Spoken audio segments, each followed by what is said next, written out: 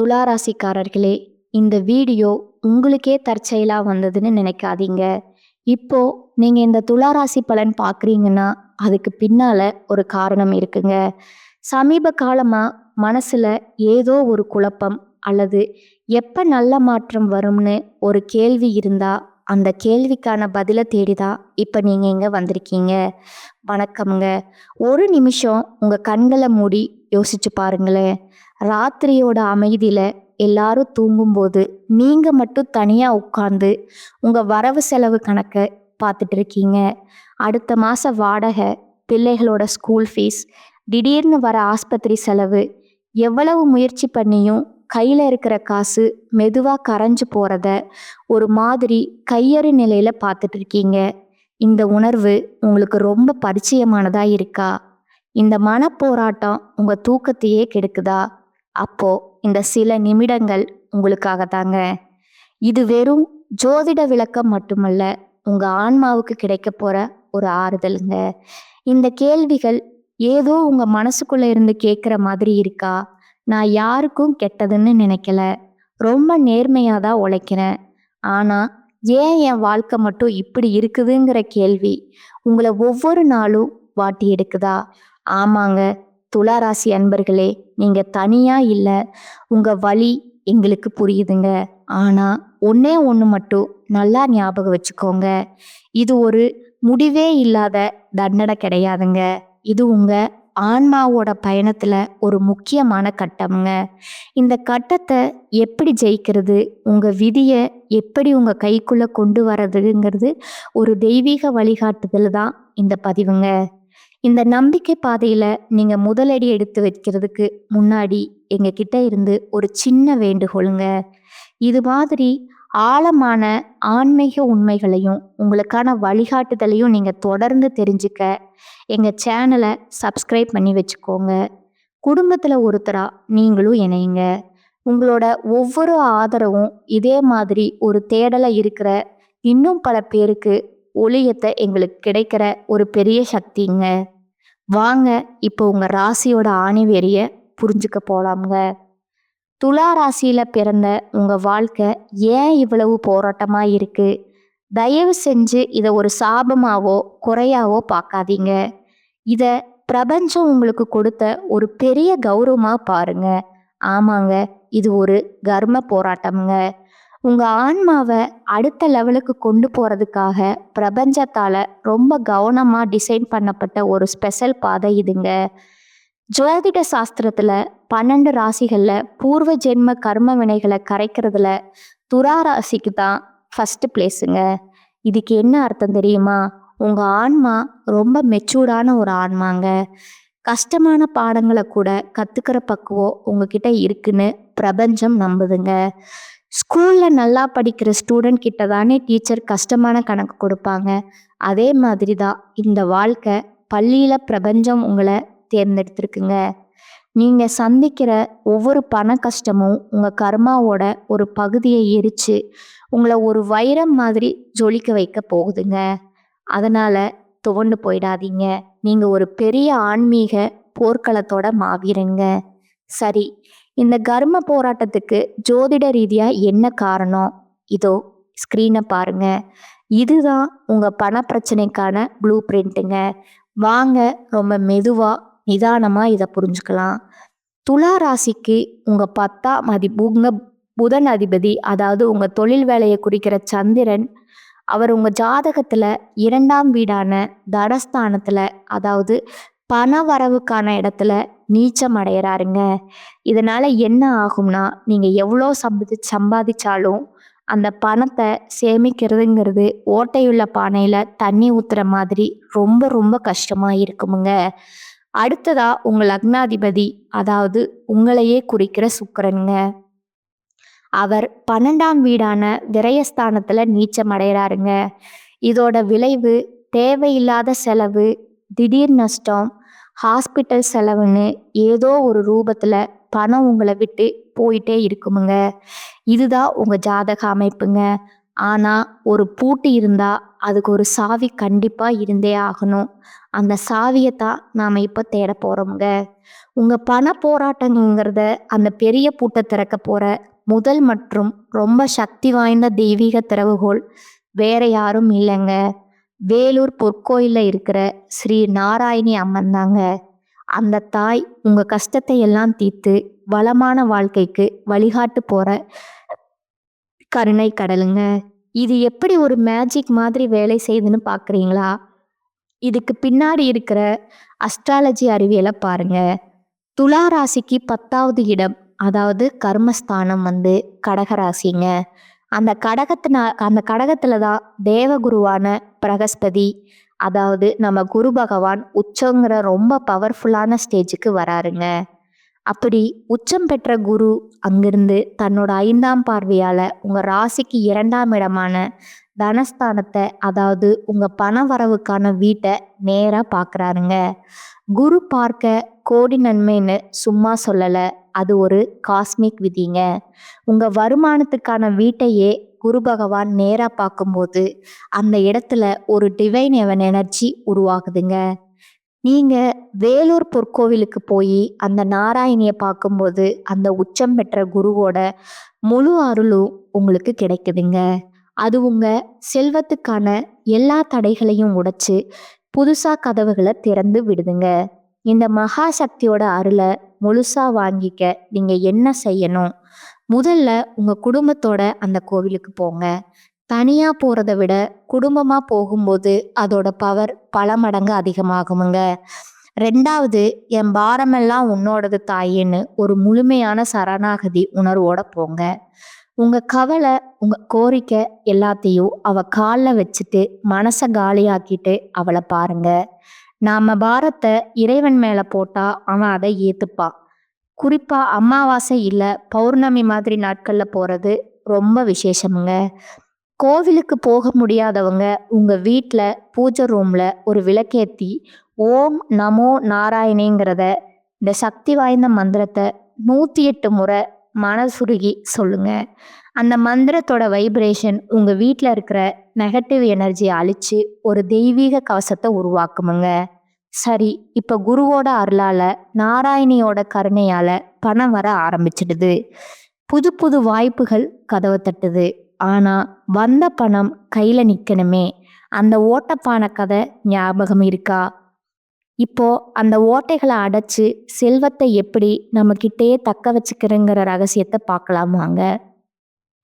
குழப்பிக்காதீங்க. இங்க 2 பவர்ஃபுல்லான கோவில்கள் இருக்குதுங்க. ஒன்று வேலூர் நாராயணி. அவங்க ஒரு டேமோட கதவை திறந்து தண்ணி வேகமா வர்ற மாதிரி உங்களுக்கு செல்வத்தை வர வைப்பாங்க. இன்னொன்று மகாபலிபுரத்துல கடலோரமா படுத்து அருள் பண்ற ஸ்தலசைன பெருமாளோ நிலமங்கை தாயாருங்க. இவங்க அந்த டேம்ல இருந்து வர தண்ணிய உங்க வயலுக்கு மட்டும் கொண்டு வந்து ஒரு சொட்டு கூட வீணாகாம பாத்துக்கிறவங்க. சிம்பிளா சொல்லணும்னா வேலூர் உங்களுக்கு வருமானத்தை கொடுக்குமுங்க. மகாபலிபுரம் அந்த வருமானத்தை லாபமா மாத்தி உங்ககிட்டயே தங்க வைக்குமுங்க. ஒன்று ஈர்ப்பு சக்தி, இன்னொன்று காப்பு சக்திங்க. இந்த காப்பு சக்தியை எப்படி ஆக்டிவேட் பண்ணுறது? மகாபலிபுரம் கோவிலுக்கு போகும்போது அங்கே இருக்கிற நிலமங்கை தாயாருக்கு மகாலட்சுமிக்கு ரொம்ப பிடிச்ச தாமரை பூக்களை வாங்கி கொடுத்து மனசார வேண்டுங்க.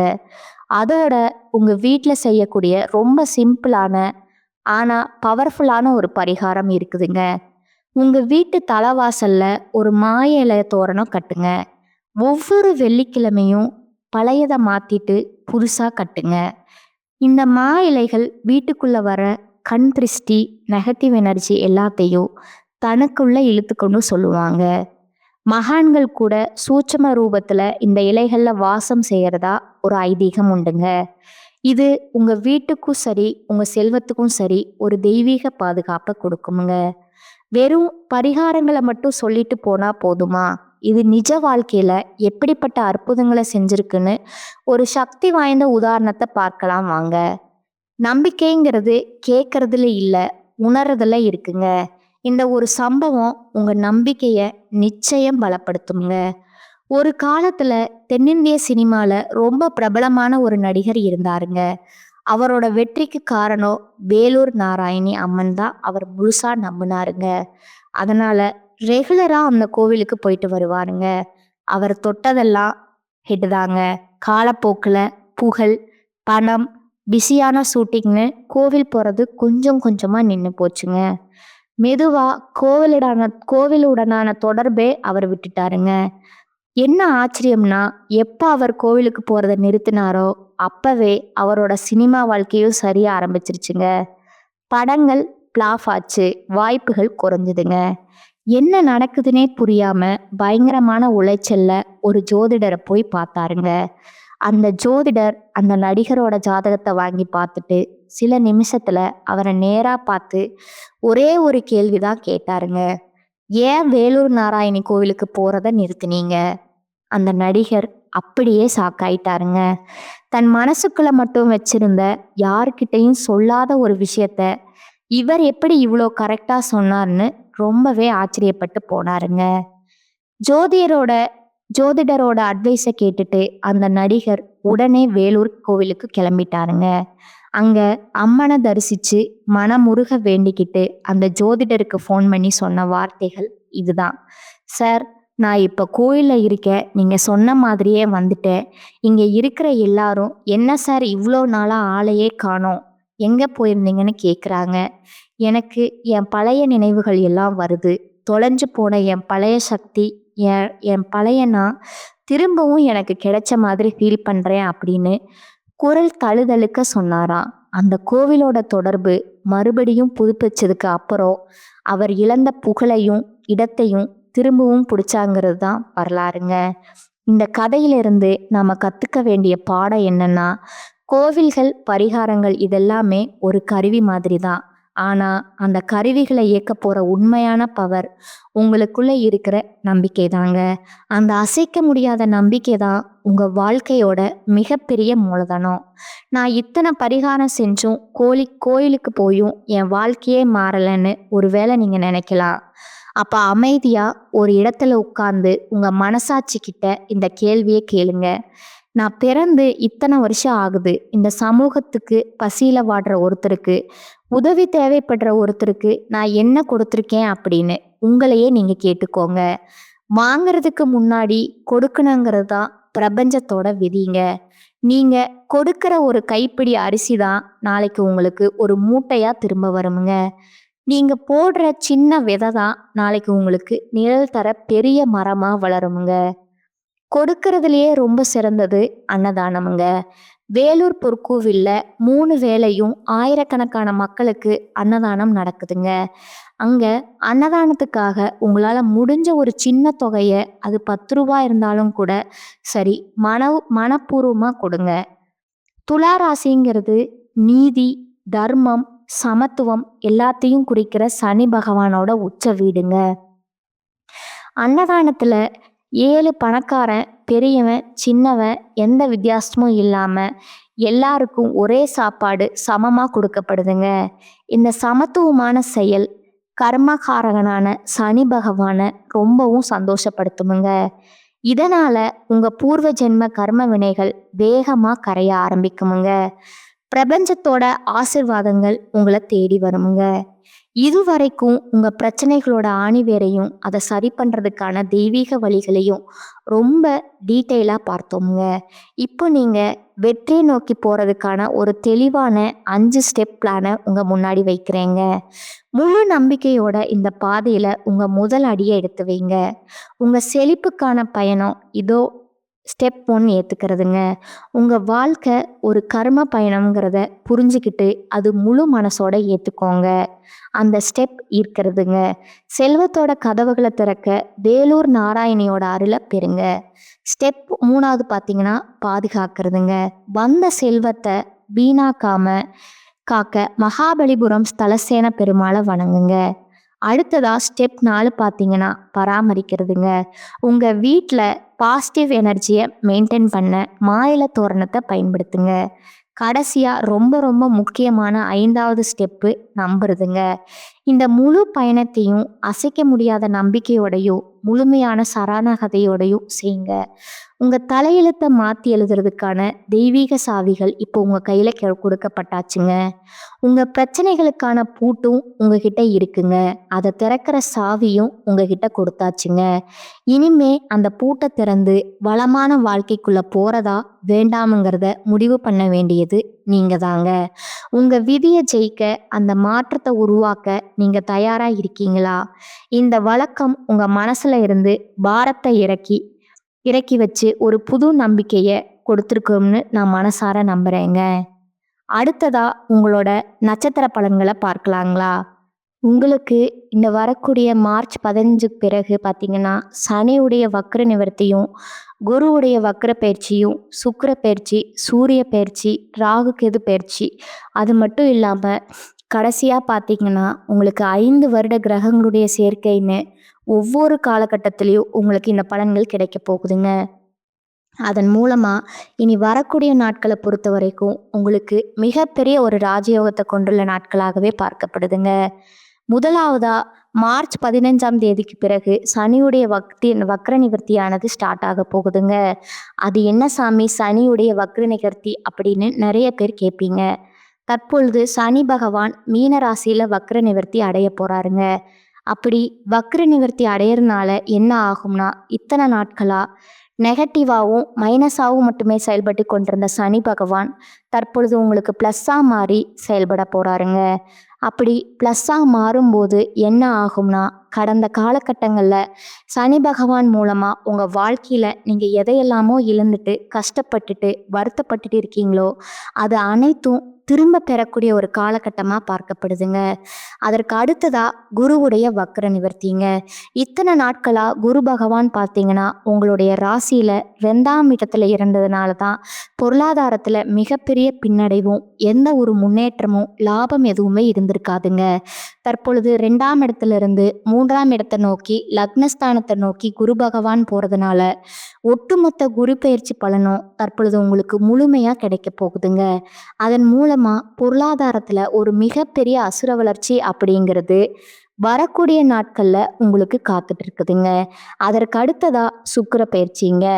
சுக்கிர பயிற்சியை பொறுத்த வரைக்கும் சுக்கிர பயிற்சியை பொறுத்த வரைக்கும் பார்த்தீங்கன்னா சுக்கிர பகவானை ராசி அதிபதியாக கொண்டது ரிஷபராசிக்காரர்களும் நீங்களும் தாங்க. என்னதான் சுக்கிரனை ராசி அதிபதியாக கொண்டிருந்தாலும் எதுக்குங்க இவ்வளோ கஷ்டம் வருது? குறிப்பாக பார்த்தீங்கன்னா பணத்தில் அதிகமாக நெருக்கடியை சந்திக்கிறது யாருன்னு பார்த்தீங்கன்னா அது முழுக்க முழுக்க நீங்கள் தாங்க. இதற்கு காரணமும் உங்களுடைய குணங்கள் மட்டும்தாங்க. ஆனால் இனி வரக்கூடிய இந்த சுக்கிர பயிற்சி காலகட்டங்களில் ஒரு உச்சத்திற்கு போகக்கூடிய வாய்ப்புகள் பார்த்தீங்கன்னா உங்களுக்கு அதிகமாகவே இருக்குதுங்க. ஒருத்தன் வாழ்க்கையில் கொடி கட்டி பறக்கிறான்னா அவனை பார்க்குறவங்க எல்லாருமே அவனுக்கு என்னப்பா சுக்கிரன் உச்சத்தில் இருக்கார் அப்படின்னு சொல்லுவாங்கங்க. அந்த அளவுக்கு உச்சத்திற்கு போகக்கூடிய வாய்ப்புகள் பார்த்தீங்கன்னா உங்களுக்கு அதிகமாகவே இருக்குதுங்க. அடுத்ததா ராகு கேது பயிற்சிங்க. ராகு கேது பயிற்சின்னு சொன்னாவே எல்லாருமே பயப்படுவாங்க. ஏன்னா கடந்த காலகட்டங்களில் அதனால் நிறைய இழப்புகள் பண கஷ்டம் இந்த மாதிரி நடந்திருக்குமுங்க. ஆனால் இனி வரக்கூடிய ராகு கேது பயிற்சி காலகட்டம் அப்படிங்கிறது தற்பொழுது வரக்கூடிய காலகட்டம் கடந்த காலகட்டத்தில் ஏற்பட்ட உடல் சார்ந்த பிரச்சனைகள் அனைத்தும் முழுவதுமாக நிவர்த்தி பண்ணக்கூடிய ஒரு காலகட்டமாகவே அமைஞ்சிருக்குதுங்க. அடுத்ததா பார்த்தீங்கன்னா உங்களுடைய நட்சத்திர பலன்களை பார்க்கலாங்களா? முதலாவதா சித்திரை 3, 4ஆம் பாதங்கள். இனி வரக்கூடிய நாட்களில் மாணவர்கள் சக மாணவர்களுடன் பழகும்போது கவனம் தேவைங்க. கல்வியில் வெற்றி பெற கூடுதலாக உழைக்க வேண்டி இருக்குமுங்க. மனதில் கொண்ட குறிக்கோளை அடையும் வர சுறுசுறுப்பாக செயல்பட்டு வெற்றி பெறுவீங்க. கெட்ட கனவுகள் உண்டாகலாமுங்க. எதிர்பாராத இடமாற்றம் ஏற்படுமுங்க. உஷ்ண சம்பந்தமான நோய் ஏற்படலாமுங்க. 2ஆவதா சுவாதி நட்சத்திரக்காரங்க. இனி வரக்கூடிய காலகட்டத்தில் எதிர்பார்த்த பணம் கைக்கு வர தாமதமாகுமுங்க.